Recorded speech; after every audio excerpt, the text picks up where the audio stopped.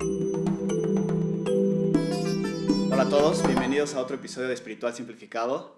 Yo soy Daniel Ferráez, estoy aquí con Javier Mondragón. Javier. Y Javier es ahora sí que un hombre de ciencia, por así decirlo. No sé si te describes así, güey, pero bueno. Pues Digo, somos dos ingenieros. sí, Él es ingeniero físico, yo soy ingeniero químico. Y justo hoy vamos a hablar de esta como gran batalla, enfrentamiento que hay en la mente de la gente entre la espiritualidad y un poco la religión contra la ciencia y esta institución que como que parece ser que son agua y aceite y no se llevan. Si quieres, güey, preséntate.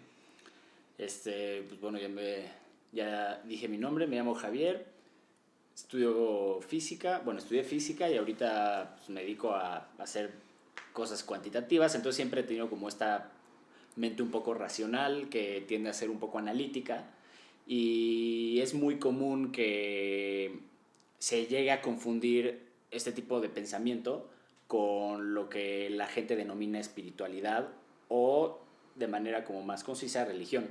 Entonces como que ahorita vamos a tratar de desglosar este tema para ver que esta pseudo batalla que la gente cree que se tiene entre estos temas en verdad es más bien una concepción diferente de lo que en realidad significa cada una de estas áreas. Yo lo veo más complementario que opuesto, ¿no? O sea, Totalmente.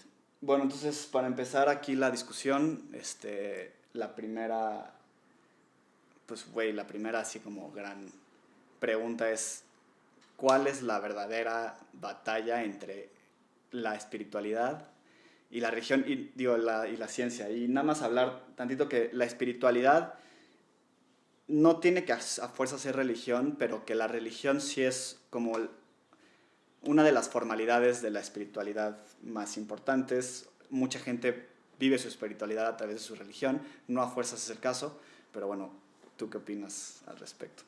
Pues yo siempre este tema lo he visto como un diagrama, así como un sistema solar, en el que cada círculo engloba al círculo más pequeño, donde en el centro tienes la materia o en general como la realidad física que nos rodea.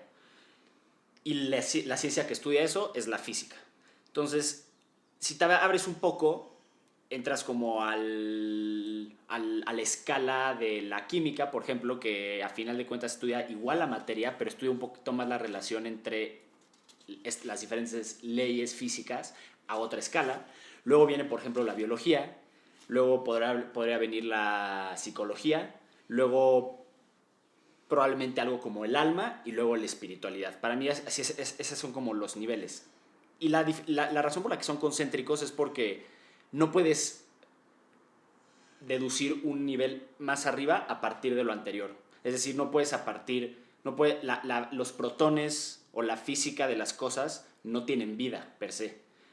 La vida se puede describir con protones y con física.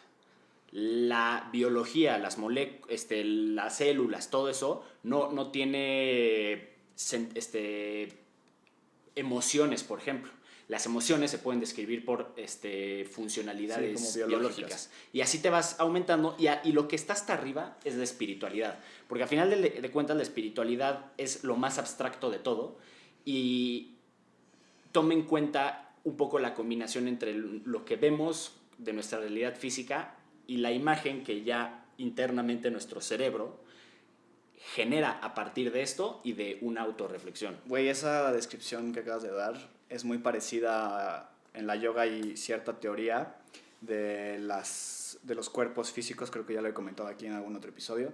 Este, y habla un poco justo de cómo los seres humanos, digo aquí tú hablas de otra cosa, pero los seres humanos tenemos diferentes cuerpos, uno cada vez más sutil o abstracto que el anterior, ¿no? Entonces empieza tu cuerpo físico, que es similar a lo que tú pusiste en el centro. Luego sigue tu cuerpo mental, que es un poco más abstracto, pero sigue siendo algo que puedes entender. Luego tu cuerpo emocional, que es la parte o sea, emotiva, que es un poco más difícil de entender, pero que sigue siendo algo como que puedes describir.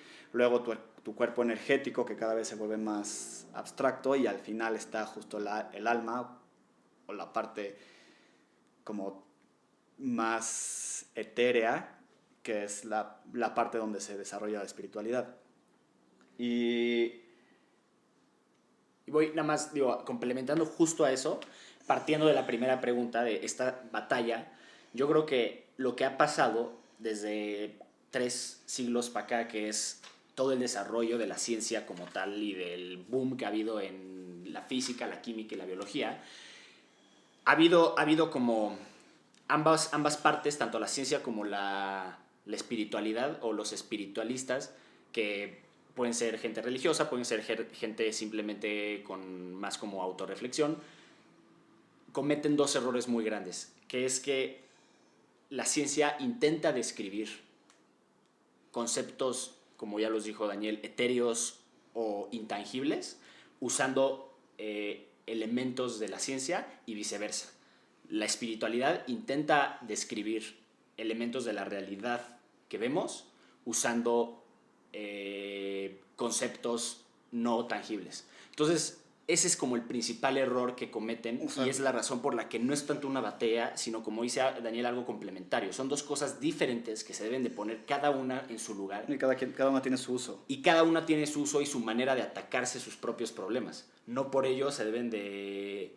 Y sí tienen paralelismos, tienen cosas en común, pero la forma en la que uno se acerca hacia ellas no es la misma. Oye, güey, digo, platicando contigo antes y de las cosas que sé que piensas, porque Javier y yo somos amigos de toda la vida, me acuerdo que me has comentado algunas veces que, y es un pensamiento que a mí se me hace como muy interesante, que la ciencia y la espiritualidad operan como bajo las mismas reglas.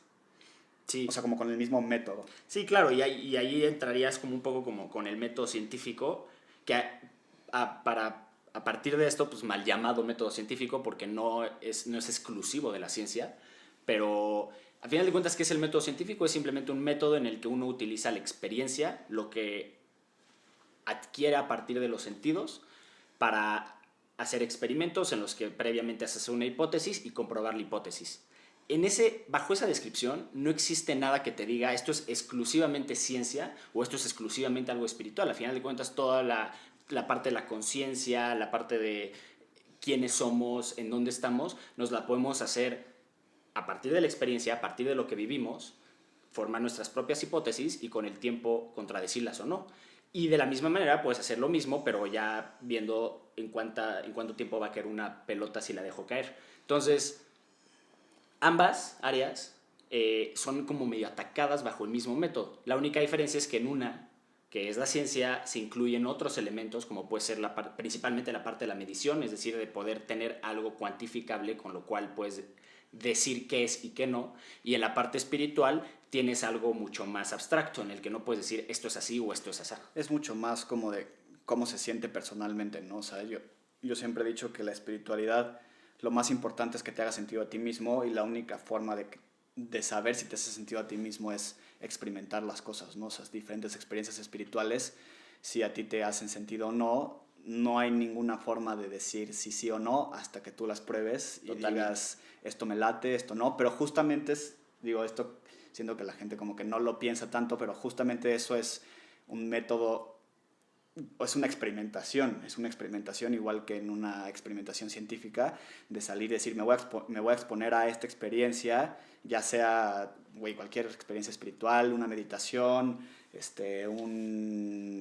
una clase de yoga, un ritual o lo que sea, y al final decir esto me hizo sentir así y eso me late a mí y me sentí conectado con tal y tal y tal, o no me sentí conectado con tal y tal y tal, y ya ahí puedo decidir si se cumplió mi hipótesis de que esta experiencia me llena espiritualmente, o no se cumplió mi hipótesis, esta experiencia para mí no me funciona.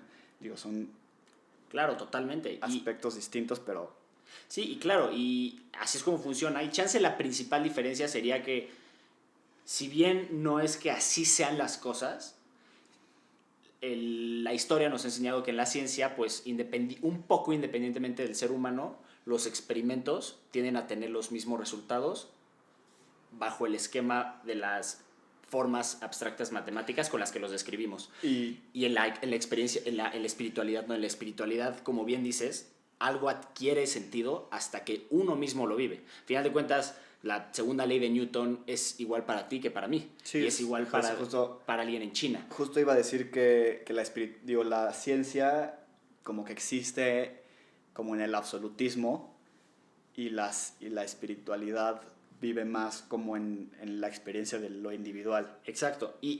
Los físicos en general, pero los científicos en general, como que todo su goal en la vida es encontrar como una teoría de todo, una teoría con la que puedas escribir absolutamente todo. Entonces tienen un pensamiento muy reduccionista. O sea, lo que quieren hacer es reducir absolutamente todo lo que ves a algo ultra abstracto, ultra general, de lo cual se desprenda todo. Y justamente el problema es que muchas veces intentan hacer eso mismo con algo tan complejo como es la mente humana, o todavía más complejo como es la espiritualidad, que puede ser algo más colectivo que la mente humana. Que a final de cuentas la espiritualidad a veces tiene esta como connotación colectiva, en donde por qué hay varias, independientemente de que estén inconectadas en el mundo, porque hay varias, desconectadas, porque hay varias civilizaciones o regiones del mundo que tienen a veces conceptos similares espirituales.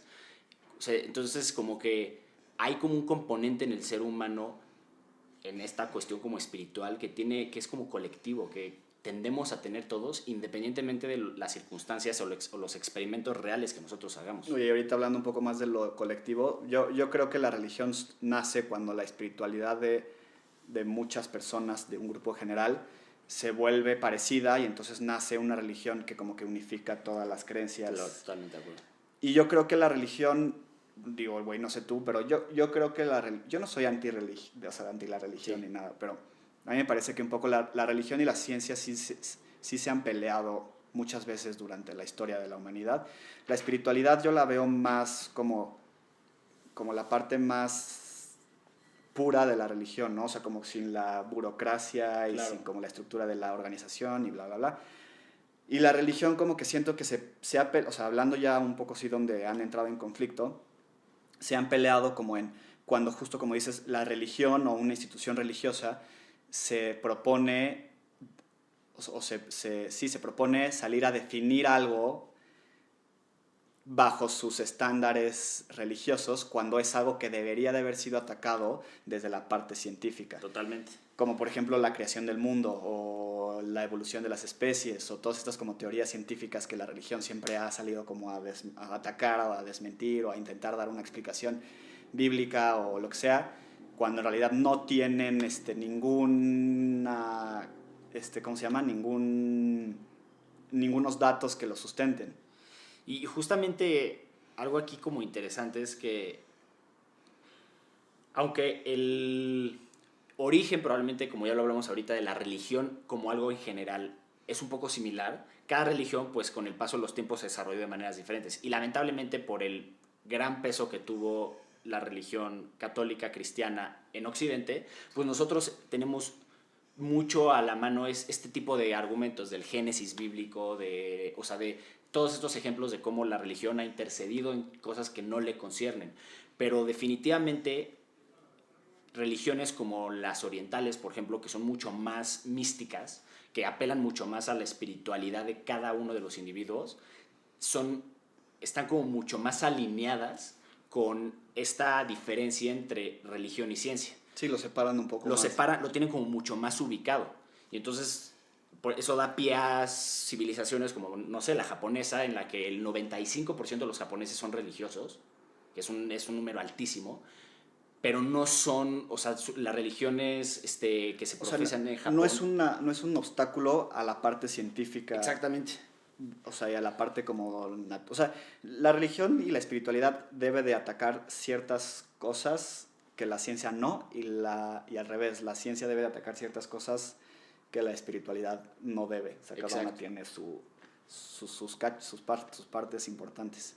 Exacto. Y justo esto me lleva a otro tema que también estábamos platicando, que es cómo, por ejemplo, te explicas que muchas de las grandes mentes muy como racionales en la ciencia, entre las cuales están O sea, los grandes científicos. Y hablando particularmente de la física, pero porque yo es como el tema que conozco, aunque seguramente lo hay en otras áreas de la ciencia, como gente como Einstein, como Schrödinger, como Planck, como Heisenberg, que son como los grandes padres de la física del siglo pasado, todos, sin excepción, se consideraban místicos, ni siquiera espirituales, se consideran místicos, y tienen tratados en los que hablan un poco del misticismo oriental y de por qué el hecho de que ellos tengan una mente ultra racional y que intenten describir el mundo que nos rodea a partir de ecuaciones matemáticas no interfiere con que el ser humano en general tenga un componente místico, totalmente ajeno a esta experimentación matemática. Oye, ¿y ellos qué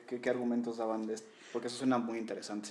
Pues lo que daban en general es un poco lo que tocábamos al principio, como que en general la ciencia y la espiritualidad son dos como áreas diferentes que deben de atacarse un poco de manera diferente, y ya cada uno en particular daba explicaciones un poco más como en línea con lo que ellos investigaron. Entonces Einstein como que hacía más analogías, como por ejemplo con la relatividad, y sobre todo con la relatividad general, como explicado que a grandes rasgos en el mundo, por ejemplo... O sea, bueno, para los que no saben, la relatividad espacial, o sea, sí, bueno, explica un poco los comportamientos a escala muy... O sea, los comportamientos físicos a escala muy grande, ¿no? Como de los planetas y los sistemas, o sea, del universo grande y la relación entre el tiempo y la luz y cosas así, como a grandes... O sea, como la física de lo grande. Exactamente. Y, por ejemplo, Einstein, por ejemplo, una de las cosas por las que se hizo famosa es por deducir que el mundo, el espacio en el que vivimos es de 4 dimensiones, 3 espaciales y una temporal. Entonces, si yo me muevo en una cierta dirección en este esquema de 4 dimensiones, en verdad me estoy moviendo también en el tiempo. Y entonces esto te lleva a concluir cosas como que no existe en verdad el pasado, el presente ni el futuro. Sí, es que el tiempo es relativo. Que el tiempo, exacto, bueno, esa es como una frase muy célebre que él decía, pero en general lo que entonces él decía era que si tú lograras partir este espacio y hacer cortes, es donde empezarías a ver que hay pasado, presente y futuro, pero esto es un continuo, es como imagínense como una sábana, dicen, ¿no? Ajá, no, y sobre todo, por ejemplo, imagínense un prisma rectangular, así como esto, que tiene una base rectangular y una cierta altura, y entonces la altura, imagínense que es el tiempo, y la base son 3 dimensiones, nada más que yo no lo puedo representar en 3 dimensiones porque no podemos ver 3 dimensiones, pero entonces, imagínense que son solo 2 dimensiones. Entonces, si tú te pones en una cierta altura, estás en un cierto tiempo, pero todo el espacio es así, es como este prisma. Entonces, o sea, sí, es como... Si no hay un punto de referencia, como aquí es la mesa, ¿qué es abajo, qué es arriba, qué es antes, qué es después? O sea, no hay nada que determine que el presente, digo, que el pasado va antes que el presente y después va el futuro. O sea, más bien es como... Digo, esto ya es muy súper abstracto, pero que... Exacto. O sea, entonces, esto para aterrizarlo un poco a este tema, Einstein decía entonces que la sensación del flujo del tiempo es falsa. En verdad el tiempo no fluye. Lo que nosotros hacemos es que cada instante tenemos nueva información que incorporamos en nuestro cerebro y creamos una película en nuestro cerebro, así como una película que son muchas imágenes. Creamos eso a una velocidad impresionante. Sientes el flujo del tiempo. Pues. Y sientes el flujo del tiempo. Entonces Einstein lo que decía era, si el ser humano tiene, o el cerebro evolucionó para poder crear este tipo de ilusiones que no necesariamente están como de acuerdo a la realidad, pues entonces existen muchísimas cosas como en nuestra vida que nosotros podríamos atribuir a conceptos bien definidos que en realidad no tienen mucho sentido entre una persona y otra.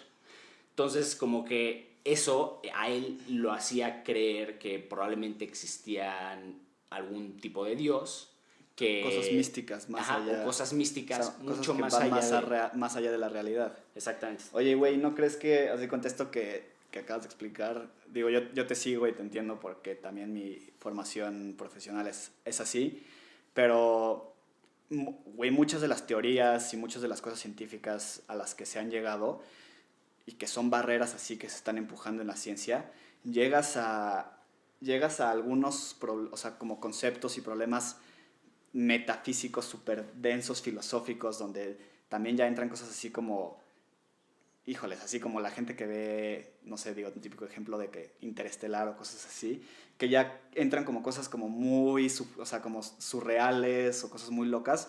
¿Tú crees que eso haya hecho que o sea, que muchos de los científicos tengan como esta predisposición a creer y como proyectarse y buscar explicaciones, o no buscar explicaciones científicas, pero como buscar como esa conexión con algo espiritual, místico? Sí, totalmente de acuerdo. O sea, y eso sobre todo es muy claro en lo que comentábamos también hace rato, que es en general en la física cuántica, que digo, para no volver a echar un choro, básicamente en cuántica el siglo pasado se dijo que existe una serie de probabilidades de que las cosas ocurran y las cosas no son determinadas. Entonces, O sea, que todo puede existir o no todo existir. puede, exactamente, puede y puede no existir, y en el momento en el que tú haces una medición, alteras el estado de las cosas y entonces toman un estado que ya dices, ok, Digo, es que esta las cosita aquí, implicaciones como filosóficas de estas teorías son fuertes, ¿no? O sea, como que te hacen cuestionar la verdadera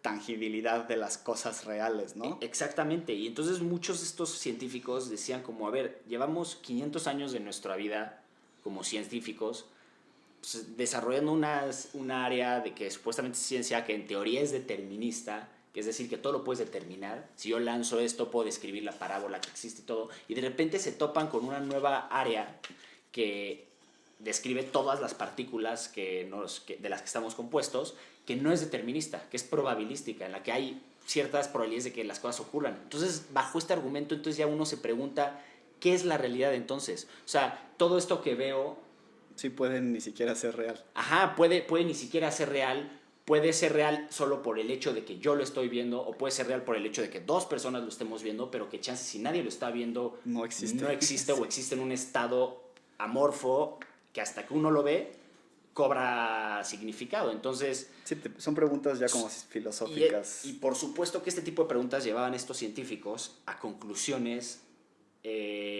mucho más profundas de la conciencia humana y de si entonces no existe nada determinista en el mundo ni nada determinado, uno podría pensar que la otra opción es que todo es caos y que todo es aleatorio y aún así no. Entonces como que esta ambivalencia entre lo que es y lo que no es, a todos estos científicos les hacía asumir que seguramente existen componentes muy metidas en nuestra conciencia humana que van mucho más allá de aquello que podemos describir únicamente usando los métodos que hemos utilizado en los últimos 1000 años. Bueno, hablando un poco más de la metodología que hablamos hace rato, que se comparte un poco entre la espiritualidad y la ciencia, el método científico y así, de experimentar, más bien el método como de experimentar.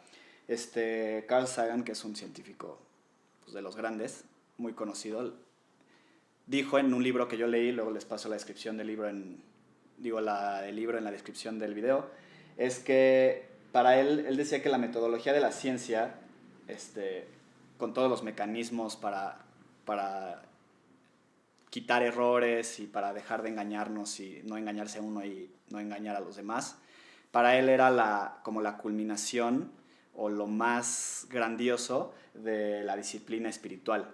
Entonces, yo interpretando esta frase justo puedo ver que, o sea, justo como este método experimentativo es lo que te lleva a de verdad encontrar y desarrollar tu disciplina espiritual. No te vas a encontrar con nada sentado en tu sillón sin experimentar nada. No tienes que salir allá afuera y experimentar las cosas que te hagan sentir y experimentar todo lo que tú creas o tú te digas a ti mismo que chance te hace sentir de tal manera o te haga desarrollar tu espiritualidad. Y eso es lo que yo invitaría a la gente a hacer, ¿no? O sea, salir a experimentar, porque la espiritualidad no es algo que se encuentra sentado en el sillón, es algo que se encuentra allá afuera, ¿no? Bueno, yo creo. Claro, totalmente.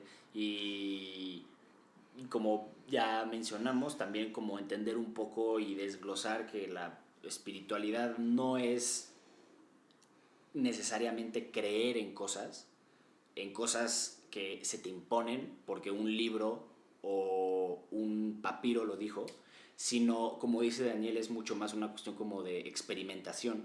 Y es una experimentación que, en principio, en nada es diferente de la experimentación científica.